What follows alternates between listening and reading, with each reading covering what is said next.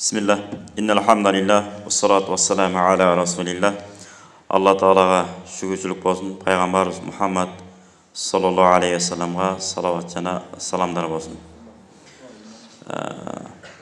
Okugan namazlarыбызды Кудайым өзү кабыл эткен болсун. Баянкы хадисти ар бирибиз угуп жаттап алган болсок, өзүбүзгө жакшы. Пайгамбарыбыз эмне деп айткан? Сахих hadiste gelgen. Bu hadiste rivayet kılan Abu Hurayra radıyallahu anhu. Ta'ati dep de gelet, ya'ti dep de gelet. Sata'ati alen nasi senevatun khatta'atun. Adamlarga bir uşunday aldamçılık bir doğur gelet, jıllar gelet. Yusattaku fihel kadib. Al doğru uşunday olot, çınçıl adamlar, jaşoosunda olo, mamilesinde olo çınçıllar. Jalgançı dep bağlanıp kalat. Je ошондой көбү жабылат. Wa yukazzabu fiha sadiq. Карабайсыздарбы? Сон жалганчы адамдар чынчыл деп бааланып, ал эми чынчылдар жалганчы деп бааланып калат. Bir. Экинчиси, wa yu'tamanu fiha al-khain wa yukhawwanu fiha al-amin. Ал эми кыянатчылдар болсо, бул кыянат кылбайт, аманатка бекем деп. Ал эми аманатка дайыма кыянат кылып жүргөн адамдар, аманатка ушул эң бекем адам ушул деп бааланып калат. Экинчиси бул. Üçüncüsü vayantiqur ruwaybida. Jana akmaqtar ruwaybidalar söz söylep kalat deptir. Ruwaybidalar söz söylep kalat. Anam Peygamberden sorayt: "Ya Rasulullah, wa mar ruwaybida?" Ruwaybida degenin emnesi al? Dese ar-rajulu tafik yetekallamu fi amril amma. Al akmaq kişi dep eseptelet. Ellerдің geleceği jönündө söz kılat dep. Mына ушуну иреттеп дәбирсилер түшүндүрүп коелу, тастап кетели. Адамдарга ушундай bir жалганчылыктын жетип бышкан bir doğur келет. Пайгамбар мындай айтқанда 14 кылым пардасын ачып келип, бүгүнкү күндү айтып атат да мындай айтқанда. Алла Таала эмне кылган билдирген. Ушундай алдамчылыктын doğuрлор келет. Жалганчылар чынчыл ушундан өтөрү жок. Карасаңар сонун деп. Ошондой баа берилет дагы. Чынчылдар жалганчыга чыгарылып калат. Ар кандай себептерден чыгарат. Акыры жалганчы кылат. Ар кандай жалган жалаларды бирдемелерди айтып отуруп. Биринчиси. Экинчиси, аманатка дайыма кыянат кылып жүргөн адамда мына ушул адам аманатка эч кыянат кылбайт. Атасы жакшы, жотосу жакшы, теги жакшы, ал эле, бул эле деп кыскасы макталат. Дагы аманатка бекем адам жалганчыга чыгарат. Аманатка кыянатчы адам бул ушул адам бекем деп сүрөттөлүп калат экен, айтылып калат экен. Дагы үчүнчүсүндө эмне дептир? Руайбидалар сөз сүйлөп калат элдин келечеги жөнүндө. Фи амрил амда деген жалпы элдин келечегин мына биз чечип беребиз деп туруп, жалаң тизгин ошолорго тиет бер. Сөз тизгини жанагына руайбидаларга сөз тиет деп тур. Пайгамбар айтып атат, пайгамбар сурап атат. Руайбидаң эмне сей Алланын элчиси десе, акмак киши деп тур. Дегеле жалаң гана өзүнүн гана кызыкчылыгын ойлоп, өзүнүн гана кызыкчылыгын алдыга жылдырган insanlarga tizgin tiyip ala degen dagı jakşı insanlar эмне кылат экен, жүрөгү чыдабай, Кудайым өзүңө тапшырдым деп коюп, тапшырды кой мен жөн эле коюнчу деп бүт баарына кача берет экен. Мейли устачылык болсун, мейли соодагерчилик болсун, мейли имамчылык болсун, мейли кандай гана жумуш болот. Кыскасы аманат иш болсун, башка болсун, бүттүгүнө эмне болуп калат экен? Качып эле кой мен жөн эле жүрө берейинчи, акырын жүрө берейинчи деп качат экен. Ошого китептерде келет. Кайсы bir кызматка кандай кызмат болот, ал айырмасы жок. Мейли үй бүлөлүк болсун, мейли bir айыл өкмөт болсун, мейли тигинде айырмасы жок. Ошого коркуп, bir ошол иштин адиси, ал биринчи шарт. Экинчи ошол иште баа ойлонуп, коркуп, ушуну мен алып кете алат бекем, эртең мен кыянат кылып койбойн. Менин ордума bir татыктуу инсан келсе, ошонун ордуна мен жолтоо болуп калып, эртең тарыхта bir акмак инсан катары эртең ахиретке барганда жүзүм карайып калган bir начар адам болуп калбасам экен деп ойлонуп келген адам дейт. Кетеринде күлүп кетет, сүйүнүп, аманат тапшырылды алхамдулилла деп. Же болбосо ушунчалык кадыр барк алып кетет деп. Экеле утулуш жок экен, утат экен. Кетип атканда сүйүнгөн бойдон кетет экен. Же болбосо кадыр барк алып кетет. Анткени коркот да, ар бир колду коюп атабы, сөз сүйлөп атабы, bir чечим кабыл алып атабы, бүттүгүн ойлонуп, бул дин ахиретте эмне деп жооп берем? Жана Allah'ın aldında koyulgan amanat, el aldında ne деп жооп берем деген ушундай сезим менен жүрөт экен. Тескерисинче жанталашып келген дейт. Дүммеле одыраңдап. Бұл адамдар кетерінде ооруп кетет же өлүп кетет дептир да. Ушундай экен. Ошон үчүн дүние болобу, байлык болобу, мансап болобу жүрөккө отуруп калгандан Кудай өзү сактаган болсун. Мынакей карабайсыздарбы? Дайым эле айтып келебиз. Тарых деп. Эгер тарыхка маани берилбесе, пайгамбарыбыздын 20дан ашык атасы тегинин бизге не кереги бар эле анда? Неге сүрүп атат ушу арабтар? Байкасаңыздар, ажылыкка барганда көрүңүздөр, арабча билген жаныңызда шереңиз болсо, сүйлөтүңүз. Ошодо чек арада турган саудиялык араб боло турган болсо эле, түбү ошо саудиялык, меккелик болсо эле, бүттү. Ал бир сахабанын тамырына барып такалат ошол. Мен Умар ибн Хаттабтын урпагынамын дейт. Бириси айтат, мен Азирет Усман радияллаху анхудан урпагынамын дейт. Бири болсо мен Али радияллаху анхудамын дейт. Бири болсо Хусейнден дейт. Бири болсо Хасан радияллаху анху ушуларданмын деп айтат. Себеби айт десеңиз айтып берет. Менин атам бул барат акыры барып такалат анан. Пайгамбарыбызды карасаңыздар, уругун сүрүштүрүп барып акыры Ибрахим алейхисаламга такалып атат. Болбосо эмне? Ла илаха илlalloh Мухаммад расулуллах болду, жетет деп коюш керек эле. Жок. Ошону карады. Анткени ошон үчүн Нурмолда атабыз жаны кашайып айтып атпайбы? Тарыхыңды таңганың тамырсыз болуп калганың деп. Жок болосуңар бүтөсүңөр деген сөз. Эртең келип туруп, тарыхын, ата теги ким болгон?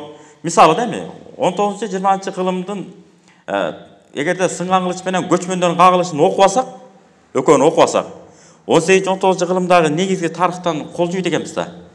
Биздин аталарды, силердин аталарыңар айбан болгон, келеси болгон, ошондой болгонбу деп кала берет экенбиз да. Бул бир жагы, экинчи жагы ушундай сонун иш кылып атасыз, айталы, көчөлөргө асфальтын төшөп атасыз, сууларын чыгарып берип атасыз.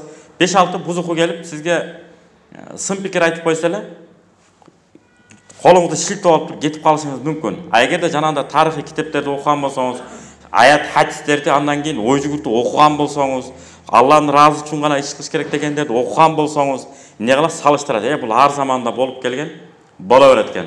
Бирөө фараондун маскабына түшөт экен, бирөө Муса алейхиссаламдын маскабына түшөт экен, мындай жолуна мындайча айтканда. Бирөө жакшы жол менен кетет, бирөө акмак жол менен кетет. Эмне кылалы эми? Бирөө төрөлгөндө эле баягы таягы менен төрөлгөн деп коет го бизде кыргыздар. Бүттү ал төрөлгөндө отурган жеринде жалаң туура метрсени көрөт экен. Мисалы, бир бөтөлкөдө капот турат, ичип бүттүңүз шербет. Ичип бүттүп кичине калган болсо, сыртта 2-4 адам кирип келет экен. Жакшы адам кирип келип айткан, "О, кичине шербет бар турбайбы? Бир чын болсо да ичип алайынчы, суусунум канып калсын" деп ичет экен. Жанагы акмак адам эмне кылат экен? Төрөлгөндө таягы менен төрөлгөн, көсөсү менен төрөлгөн. Отаң бир буягын ким ичип койду экен деп. Ушунчалак калдыбы дейт экен. Ушунчалак калдыбы, мынчалак калдыбы, көп калдыбы? Кел, ич, отуруп кетиңиз да. Мына ошондой сыяктуу нерселер болуп калат экен. Ушуларды окуп, анан жаш кезиңде окуганың башка экен, азыр окуганың башка экен. Биз бала кезде окуган китептерди азыр кайра окуп атабыз азыр. Сынган кылыч болобу, көчмөн кагылыш болобу, макал лакап, кыргыз макал лакап, учкай сөздөр деген укмуш сонун китептер чыгып атат азыр. Жана Жусуп Мамай атабыздын карабайсыздарбы? Манас, Семетей, Сейтек да 8 китеби бар. Ушуларды алып туруп окуп койсок, мына балдарыбыз эртеңки күнү мисалы да суроо берсе, негизи Алла Таала Куранда айтып атпайбы? Силерди улут кылып, коом кылып жараттык деп. Эртең мага деле сурашы мүмкүн. Балам же неберем келип туруп, ата кыргыз деген өзү ким болгон десе, эмне дейсиз?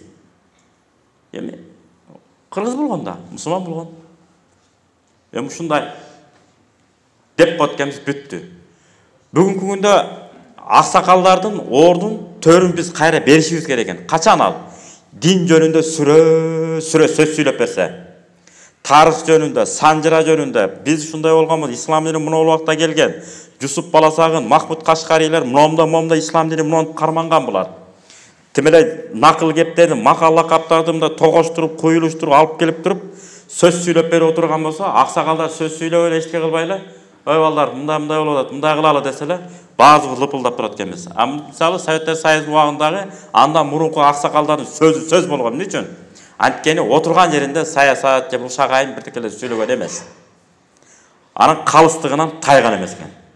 Жалаң гана так туурасын айткан. Баласыбы, хан кудасыбы, жөн кудасыбы, бөлөсүбү, жийиниби караган эмес. Шариятта эмне деди? Ошону гана айтып туруп алышкан. Ушундай эми билбейм. Ана бирдекени соодалашып алса, кокуста айталы бир уюн. Негизи 70.000 сомго ылайык эле ушул 70.000 сом, семиз уй. Бирок бир киши келе калды. Тайке жосо тууган аксакал, ушу 50.000ге бербейсизби деп эле, оозунан чыгып кетти. Мейли балам ал деп койду. Ана биракта балдарын аракта жүрөт да айландырып, содагерди таап келди. Мына 70.000ге эми саталы деген чектер болбой, атасына айт келсе, атасы эмне кылып койгон болот? 50.000ге сатып берген болот. Биз чоң аталарыбыздын аркасында эчип жүрөбүз элем бала кезде, 90-жылдары. Сайыз ажырай элек. А ошол кезде анан көрүп калдык да ошолорду. Ата сатпай кой турбайт белесиз деп, берки балдары чырылдап атса, балам, ләвиз адал болуш керек. Мен оозуман чыгып кетти, мейли деп койду. Болду, бүттү.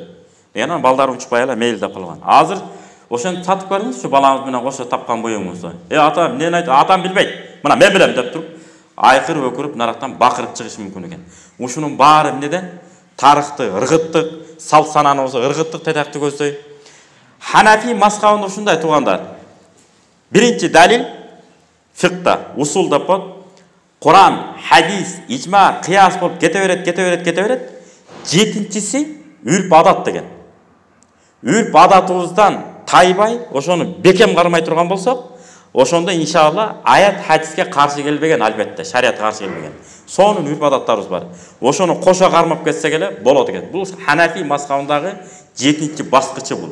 Сөзсүз түрдө үрп адат алыш керек. Эгер үрп адатты албайбызбы, бүт эртеңки күнү эле чаржайып башаламан болуп атат. Мына бүгүнкү күндө мурун сайыз убагында ажырашуу эмне үчүн аз болгон деп изилдөө жүргүзүп атабыз да. Бүттүгү ата энеси аркылуу үйлөнгөндүктөн экен.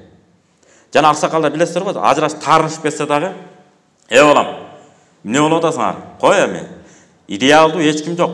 Реалдуу болсо болду да, сен өзүң эле идеалдуусуңбу? Сенде деле кемчилик бар. Кой антпе. Деп койсо аксакалдар келип калып элем кое мейли деп, билесиздер, далай жолу жараштырган. Жараш эле жакшынака жашаган. Бүгүнкү күндө өзүм каалаганымды алам, каалаганыма тием деп отуруп, никени мына биз далай кыйдык. Далайын никесин кыйдык. Сүйүнөсүң, жакшы болду деп. Жок, 1 ай, 2 ай, 3 айдан кийин кайра ажырашкандар көп. 10 үйлөнсө, 5 6 ажырашат. 100 үйлөнсө 50 60 40 ажырашып атат. Бул эмне деген? Ошол ата-энеге моюнсунбагандыктан, сыйлабагандыктан, баягы салт санааны маани бербегендиктен. Эртеңки күнү сага наам кетип калат, баланча бала ким экен десе, ал аял кетирген аял ал. Аны этиятташ керек деген сөз кетип калат дегенге маани бербейт. Мындай жатканда паражанасы жок бекен десе, паражанасы бар экен болуп калат да баягы. Ошону этиятташ керек. Паражана кетирбеш керек. Мейли кыз болсун, мейли эркек болсун, айырмасы жок. Ошондон Кудай өзү сактаган болсун. Ошондуктан Алла Таала Куранда мындай деп атпайбы? Бисмиллахир-рахманир-рахим. وَمَا يَسْتَوِي الْأَحْيَاءُ وَلَا الْأَمْوَاتُ. Өтүп кеткен адамдар менен тирүү адамдар барабар эмес дейт. Эгерде араб тилин терең окубасак, адабий чыгарма китептерибизди окубасак, өлүү менен тирүү каяктан барабар болчу? Анда өлүп кеткен адамдар жанда сыйлабай коебуз деп түшүнүп алсак мүмкүн. Жок. Бул аят түздөн түшүнүп которулат. Бирок мааниси мындай экен. Жүрөгүңүз таква, жүрөгү таква адам менен акыйкатты көрбөй турган, акча келеби, биртеке келеби же тааныш билиши келе калса тайып кете турган жүрөктөр барабар эмес дептир. Өздөр ошондуктан жүрөккө бир гана таквалык, Кудайдан коркуу сезим деген гана отуруш керек. Мына ушул инсандар гана кимди Алла Таала жүрөгүн капырчылык менен, эки жүздүүлүк менен, алысты көрө билгендик, сезим, даанышмандыкты жүрөгүнөн алып койгон болсо, бул аябай өкүнүчтүү дейт. Кордук экен да. Ошону Кудай Таалам жараткан эле ме деп берип койбойт экен, ошону өзүбүз тилейт экенбиз. Кичинеке акчасына, бирдекесине, тияна бияна же кадыр баркына же кол ийрисине тартат, айылдашы менен анан, досу менен анан ал эле бул эле деп отуруп, тайып отуруп, аксакалдык кадырыбыз да калбайт экен, инсандык, адамдык кадырыбыз да калбайт экен, бардыгы жоголот экен. Ошондон Кудай өзү сактаган болсун. Дайыма жүрөгүбүздү таквалык менен, сөзүбүздү адилеттүүлүк менен жана артта келаткан муундарга эчтекен айтпасак деле, мейли маршруткада болобу, мейли көчөдө болобу, коомчулук жайга барганда адамдар тура кала турган болсун. Жана биздин балдарыбыз Али радыйаллаху анху айткандай, сөзүн ушу менен жыйынтытайын. Айтып атпайбы? Кум, ордуңдан тур деп атат. Эгерде атаң же болбосо сага сизге бир илим, өнөр үйрөткөн устатың кирип келип калса, ордуңдан тур дейт. Валау кунта амиран. Эгерде бир коомдун, мамлекеттин, элдин башчысы болсоң дагы дептир. Ошон үчүн кандай гана байлыкка, бийликке, мансапка жетпейли, атабыз кирип келдиби? Ордудан тура кал. Ордудан турган биякта турсун. Айтып атса да турбай атпайбыз, моюнсунбай атабыз. Biz аталар айткан бул жата турсун, көз карашынан түшүнгөнгө баам парасат керек экен кээде. Азыр көз караш эмес, сүйлөсөңүз да тескери түшүнөт, же түшүндү, түшүнбөдү деп маңдайын отуруп алып айтат экенсиз. Баягы кайсы бир ата айткандай болуп.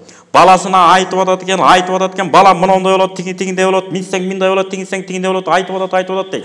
Баласы башын шылкыйтып алып, мынаны турат дейт. Атасы сүйүнүп, менин балам сонун түшүнүп атат деп огаш бетер берилип айта берет. Анан бир маалдан кийин токтогондон кийин башын көтөрөт дейт баласы. Ата, кусак ачып кет, чай ичелиби деп коет дейт. Кудай эле сактасын, көрсөңүздөр. Ошон үчүн жана башында айткандай, адабий китептерди терең окумайынча Курандын жогорку деңгээлде жазылган маани маңызына эч качан түшүнбөйт экенбиз. Ошон үчүн сөз байлыгыбызды көбөйтөлү, ана шариятка болгон бекем карманыбыз иншалла күчөйт экен. Амин. Алла Таала жүзүбүздү жарык кылсын, ар кандай оор суркоодон, жаман көздөн, сөздөн, бөлүнүп жаруулуудан Кудайымыз сактаган болсун. Жана тафсирде айткандай, жүрөгүбүздү ыймандуулук менен, тилибизди адилеттүүлүк менен, Алла Таала адал арам кылып койгон нерселерди ажырата билген баам парасат, илим, такыбалыкты насип кылган болсун. Валхамдулиллахи роббил аламин. Бирахметке я рахмат. Аллаху акбар. Ассаламу